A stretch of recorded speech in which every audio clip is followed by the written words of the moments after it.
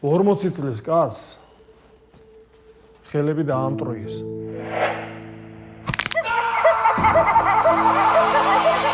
იმიტომ რომ ცოლს სცემდა. 25 წლის ბიჭი სამუდამოდ ინვალიდი დატოვეს.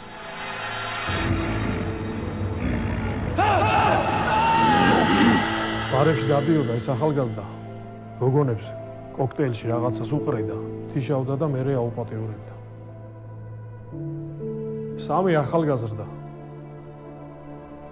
ისეთ ცემეს ნეკნები თავების უფრო დაუნტრეს. ეძე გადარჩა. არც სახელები, არც მისამართები. ანაბეჭდებიც კი არა გვაქვს. არაფერი არა გვაქვს. საშიში ხალხია.